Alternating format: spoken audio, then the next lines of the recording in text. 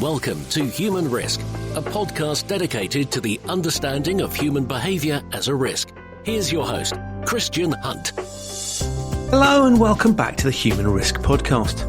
A few months ago, or was it years or days, I'm never quite sure, under COVID, I crosscast, that's the technical term for when I put an episode of someone else's podcast down this channel, the first episode of a brand new podcast called Behind the Spine.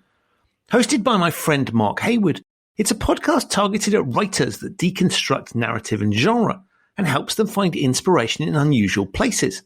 And by unusual, I mean really unusual.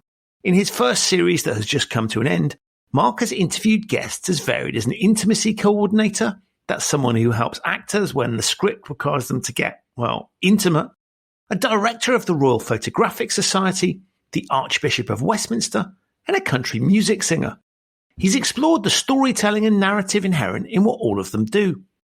Now, on the first episode of Behind the Spine, the one I crosscast, Mark's guest on the show was me. And as we'd recently gone into lockdown, he wanted me to help him explore the impact the pandemic would have on human behaviour. Now, obviously, that's of interest from a human risk perspective, but it's also relevant to storytelling. What would the characters that Mark's writer audience are writing about be likely to do under COVID? 6 months later, and he kindly invited me back on the show to see what we'd learnt about human behaviour in the meantime. What was supposed to be a short segment for a wrap-up episode turned into a standalone conversation. And that's what I'm going to share with you on this episode of the Human Risk podcast.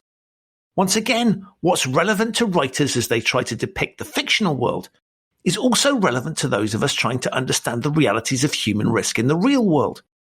So think about this as a discussion about what we've seen happening from a behavioural perspective over the past 6 months. A word of warning for non-UK listeners. There are some cultural references that Mark and I get to that you might not be familiar with, particularly some TV shows. So I've put links to those in the show notes, and if you're a fan of British comedy, then these are probably well worth your time. I've also put a link to the Behind the Spine website so that you can subscribe to that if you'd like. The series comes highly recommended.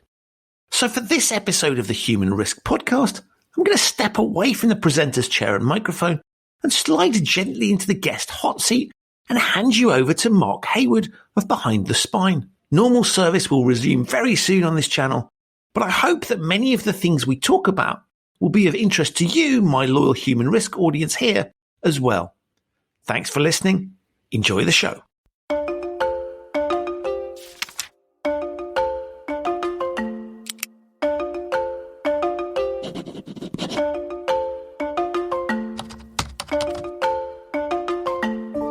Hi, I'm Mark Heywood, and this is Behind the Spine, a podcast which deconstructs genre and narrative and finds learning opportunities for writers in the most unlikely of places. There have been these little moments where you just, did that really happen? And let's pick one example. Trump telling people to inject themselves with bleach. Now, I know that last week I said that this week's episode would be a highlights reel of some of the key moments from the whole series, and I promise you that we will do that. But today, instead, we have a bonus episode for you. Series 1 of Behind the Spine is coming to a close, and it's coming at a rather interesting time. When we first began this podcast back in April, the world had just gone into lockdown. Panic buyers had cleared the shelves of toilet paper, and we were only allowed out of the house for a couple of hours a day. Back then, we were pondering over how the world would look in the next 6 months, whether the pandemic would bring out the good or bad in humanity, and whether we'd be living in a new normal. So with 6 months of hindsight, we have the perfect opportunity to reflect. And who better to do this with than the man who kicked off the show by discussing the complexities of human behaviour during this crazy time. Today, then, we welcome back human risk and behavioural science expert, Christian Hunt.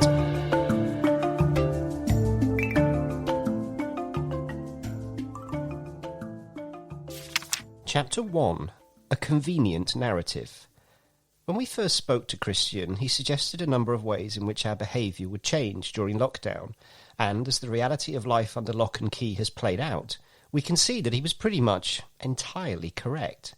Are we really that predictable? For example, he said our view of the minor character was shifting, that we'd pay greater respect to the often overlooked members of society, nurses, delivery drivers, etc. He also said that we'd look unfavourably on those seeking to profiteer from the chaos. And, as people flouted the rules even in the early days of lockdown, he said that we'd continue to rebel, because human beings don't like being told what to do. And on that last point, it seems clear now that Christian really did have us pegged from the start. So I think it's really interesting because on the face of it, I would agree with you that we've got lots of examples of people not doing what they're told to do. On the other hand, let's not forget that we tend not to see the stories about the people that are being compliant. So we've got a lot of narrative out there about, students going back to university being badly behaved. We've got all kinds of stuff, but that's the stuff that makes the news. So let's not forget the fact that there are a ton of people doing precisely what's been asked of them who are behaving responsibly, but that's not a media story and therefore doesn't get the focus. So we tend to focus on those exceptions, but you're absolutely right. Those exceptions are very, very clear. And we're seeing some really interesting examples of people really not liking to be told what to do. Yes, a human being does what is asked of he or she is not really a story, is it? We're not interested in those sorts of stories. We want to see news stories of people partying in groups when they shouldn't be. Is that because we can then comfort ourselves if we are doing the right thing, that we're right and they're wrong? Or is it just that the counter narrative is always more interesting? Well, we're trained to look for the exception. So if you think about the way you navigate the world on a day-to-day basis, there will be things that you notice. You move to a new area, you'll notice things that after a while become normal to you, because we're trained to look for things that are different and exceptional. And that makes perfect sense from a survival perspective, because you want to focus on things that present a threat to you. So things that you're comfortable and familiar with, you can handle. So we tend to switch off those things. So you buy a new car, you'll suddenly notice loads of people who are driving the same car in a way that you wouldn't have done before, because it's become more salient to you. But after a while, that'll fall away. So I think there is a sort of natural survival piece that says, I'll focus on bits of the environment that I don't recognize, that are unfamiliar, that I need to get used to. And so that, I think, starts a piece that says we're always on the lookout for things that are outside the norm. And that's why we focus on strange behaviors and abnormal behaviors, because it's not something we recognize and it grabs our attention. And so I think the media plays off that and sort of says, I need to bring something that's different and something that's a bit unusual and something that people will pique people's sense of curiosity. Because you're not going to say, oh, there's some people wearing a mask, doing exactly what they've been asked. That's perfectly normal. Here's someone that's not doing it. Well, what are they up to? Why are they doing that? What's going on there? And that piques our natural sense of curiosity. One of the things that's been fascinating is the shift that we've had over the last few months. So we started in pretty much total lockdown after a brief period of people sort of going into self-isolation. Then the shutters came down. We were all told to stay inside for several weeks. Then we were allowed out for a bit of exercise. And then gradually over the summer, the restrictions were lifted. We're now seeing a slight reversal of that. We're moving in the opposite direction. The science, we talk about that a lot, is doing pretty much what we expected it to do, in that cases are going back up. But in the face of what is obvious in terms of the science and what we're being told, there is a massive community, larger than I was certainly expecting, that just seems to not believe that anything is wrong and this is all made up. There's a lot of COVID conspiracy theories, aren't there? Yeah, and I think that and you're right. It seems astonishingly large numbers of people think this is all made up and it's a game to control us, and that the government is up to, it's again, don't forget that thing I said before around those are the people that you'll hear about. And of course, you and I will talk about, did you see that amazing story with this kind of lunatic theory? It stands out. And so we'll talk about it more. So we attach far more prominence to it probably than it ought to have, because again, we're not talking about the people that don't think that. So I caveat kind of all the things I'm about to say with that kind of general piece. But you're right. It's astonishing, even accepting the point I've just made, that so many people seem to follow this thing. And we've seen, what's been interesting is we've seen protests. So this isn't just a case of some random person ranting on Twitter. We've literally seen, I don't want to say thousands or tens of thousands, but decent chunks of people going out to protest in public places. So they've had to make an effort to go out and do this thing. So there's a sense of commitment to it. So you're right, there is some volume there that is somewhat inspected. And there is a passion to that viewpoint, because you wouldn't go out on a protest if you didn't think there was something behind it. And I think the reason for this is that people are looking for answers, and COVID is one of those things that feels really complicated, difficult, challenging. And so if somebody can give me a nice, easy answer, which is here's a baddie. You know, you can always come out of the movies here, right? Massive.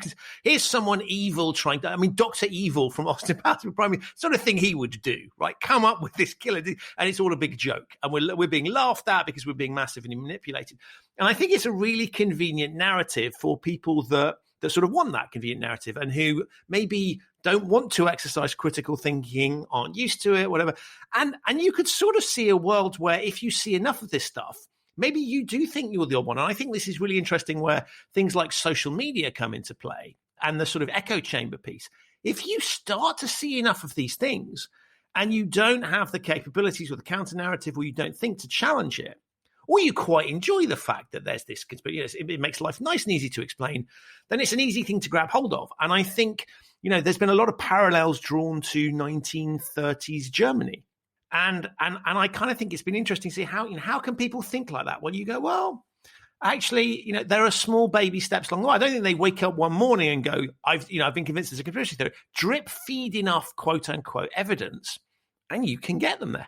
Is it the case that in a world in which we feel that we have little control over what's going on in terms of the world around us, but in particular with COVID, the denial of it is almost an act of trying to wrestle back some form of control? If you refuse to accept that it exists, that is in a way you doing something potentially proactive to get some kind of control back. I'm just trying to understand the mind of a denier. Why do people feel the need to say, well, quite clearly it doesn't exist when quite clearly it does? Are we just obsessed by feeding narratives that aren't there, or is it because, you know, man thinks world is round is not a story? Is that what we're saying? I think it comes back to a natural sense of curiosity. Right, in order to propagate the species and protect ourselves, we need to understand what's going on, and that's why we're sort of, you know, if you think about small children, they're very curious around the world. They spend, you know, we uniquely as a species have this environment where we allow children to grow up. So if you look at the animal kingdom, most animals, the kids are self-sufficient after a very short period of time. We have this protective environment, and we allow children to be incredibly curious in ways that we beat out of them in adulthood. But as kids, we want to know what's going on. And to a certain extent, we have this need to know what's going on so that we can protect ourselves. And that's why people that look different to us, things that are unfamiliar environments, feel uncomfortable, and we want to suss out what's going on. But working that out is hard work and complicated. And isn't it much easier for us from a cognitive perspective if someone comes up with a ready-made solution that sounds sensible, that we can buy into it? And so you can see that to a certain extent, you know, there are some cults that create very simple narratives for people to follow. And it's a lot easier if you can buy into that to just go along with it, because then you don't have to expend any energy thinking about things whatsoever. Somebody else has done the hard work for you. It all makes sense. And you can go back to being incredibly cognitively lazy, which we all are. Right? There's no doubt the brain is a huge consumer of energy because it's hard work to think. So if we can avoid thinking, that's really, really powerful. There's plenty of scientific evidence that we use our brains as little as possible. So I think this is just simply a case of saying there are people out there for whom it is relatively easy to follow along. I don't want to call them gullible, but they buy a storyline. And of course, the people peddling this stuff can be very convincing. And if you don't have the wherewithal to challenge, and if you're not in an environment that's used to challenging these things, and imagine everybody else in your group or your family believes something, you kind of don't want to be the odd one out. So you go along with it. So there's a strength in numbers piece. And I think, of course, the natural way that we try and deal with that when we see people falling for, quote unquote, these stories is that we try and persuade them. And of course, they've not been swayed by logical arguments. They've been swayed by emotional arguments. And so you then end up with a situation where people double down on their beliefs because they feel under attack. And therefore, it's easier to circle around with the gang that you've got. And so I think it's really interesting that people get into these things in emotional ways. And they kind of, it's an answer. It feels good to have an answer to things. You know, we don't like leaving things out there and going, well, why is that? We like to know, we're curious. And so then when you're in that bubble where people are telling you that this is the answer, it's the right way, when you get attacked and challenged for it, and of course, I think there's something really interesting about the polarized world at the moment where there is much more doubling down into groups and beliefs, and logic doesn't work, and nor does sort of calling people stupid. because they double. So I think it's easy to get into, and then it becomes a self-preserving piece. So I think it's not a logical set of arguments. And what your question presupposes is that sort of I don't understand the logic they've used that gets them to think like that. And my response would be, I don't think there is necessarily much logic. I think it's a gut feel.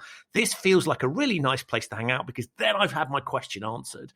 And if I think it's a government conspiracy, then I can just simply say, oh, well, any weird, I can explain anything with that.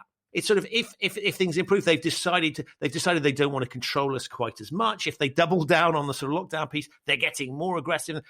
And of course, that's why these people stand up and say these things and go on protests, because they feel very, very strongly about it, because the thing that's got them there isn't logic, it's emotion.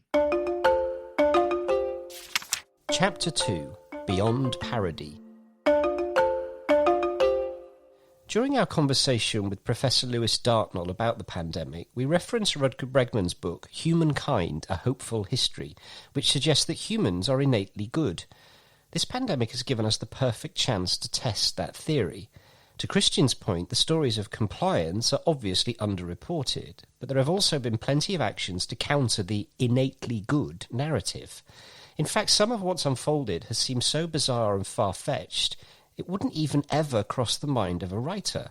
So despite his firm grasp on human behaviour in general, is there anything that surprised Christian in all of this? I think people have demonstrated the full range of human capabilities. So we've seen some incredible humanitarian acts of kindness. And again, that stuff doesn't get reported. So it's not particularly interesting that so-and-so has looked after their elderly neighbors really well. And so, what we'll see is the sort of, the parties in Cancun and the students going crazy. So we've seen all of those things happening. And we've seen every gamut of it. I think, what has astonished me is the resilience and adaptability of people. It's predictable that we will do that because as a species we've managed to do that. But actually, we've been generally pretty good at these things, and people have been really pushed to the limits. And you and I have had a relatively charmed existence, right? Because we are financially relatively secure.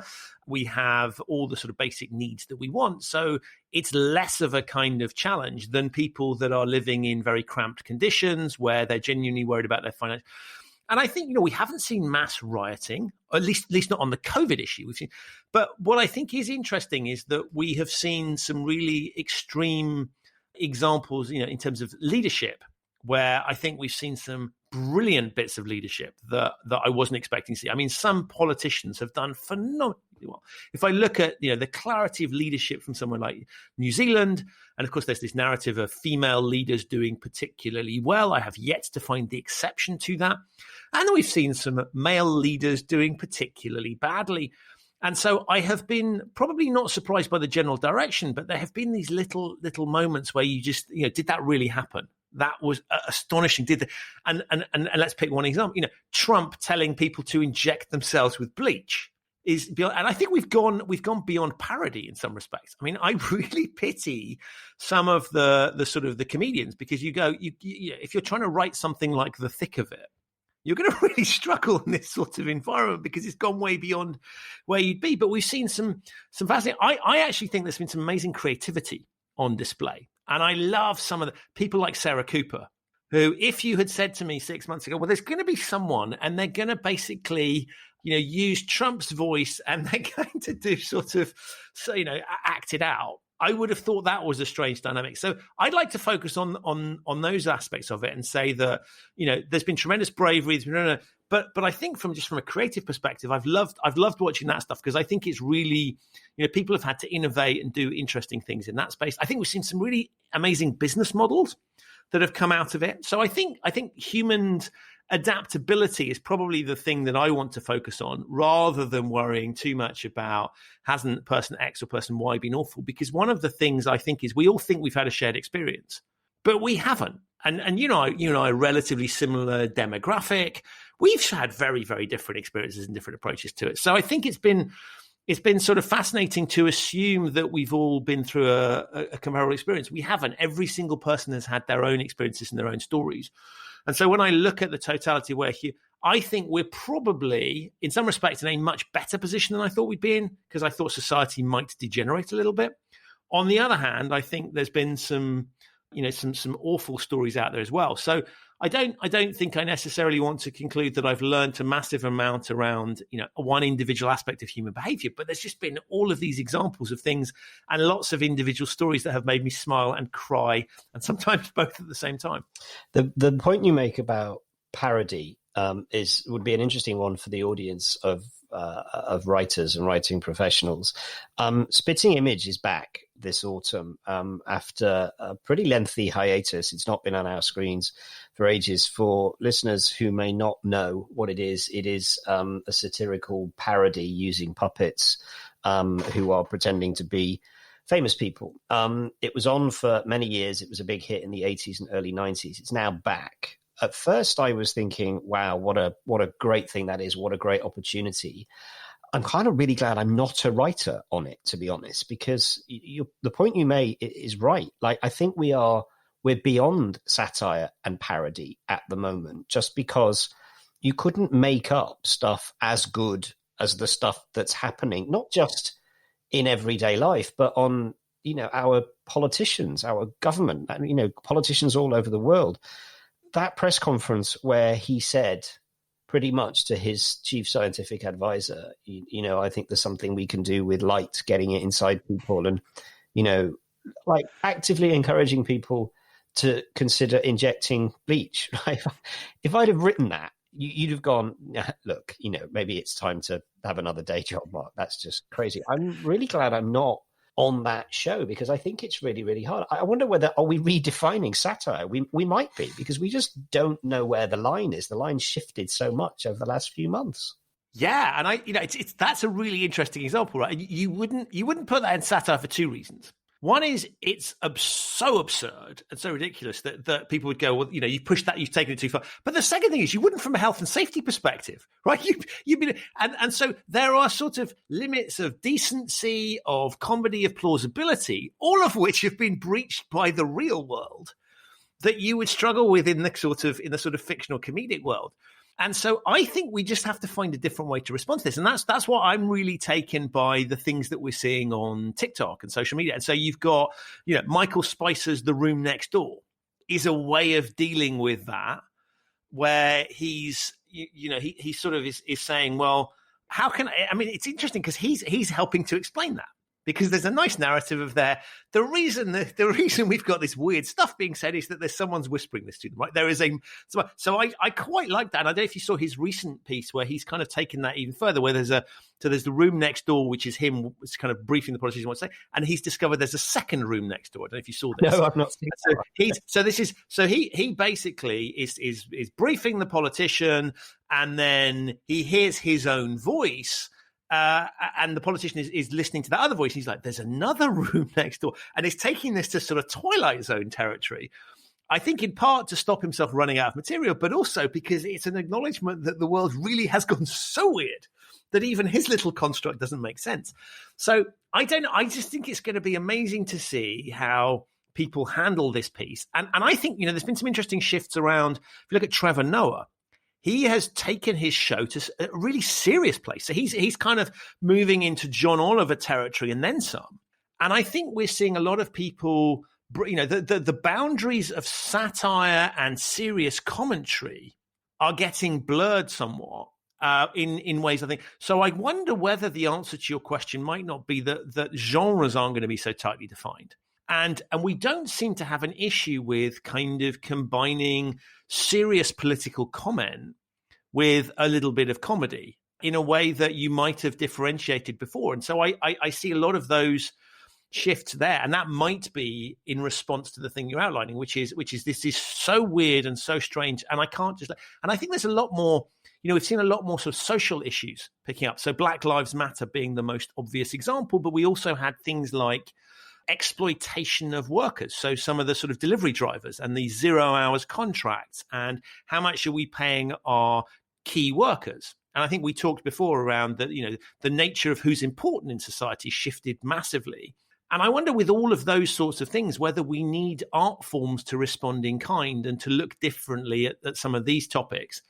And of course, I think the lovely thing about it is there are no rules here. And the nice thing that we've seen, particularly with some of the creativity online, is that, you don't have to think about, will this fly with a television audience? So do I need to be, someone going to commission this? Because all of the breakout hits haven't been kind of done with I'm going to sell this. People have just done it. And people have had the wherewithal and the ability and the broadcast ability to be able to do that. So I think, in a way, you may be asking a question that's it's not necessarily pre-COVID, but maybe it's pre-technology, that is asking about, how does a particular box respond? Maybe that box is no longer valid as we move to some of the broadcast models that we've got now, that people are allowed to do all sorts of things and break traditional rules in a way that you wouldn't have thought of doing before. Chapter 3, Breaking the Rules. Rule breaking has been a firm fixture in the narrative of the pandemic for a multitude of reasons. Clearly, you have the negative side of things, with conspiracy theorists believing the government is trying to control us, or that 5G masts are causing the virus. But you also have positive rule breaking.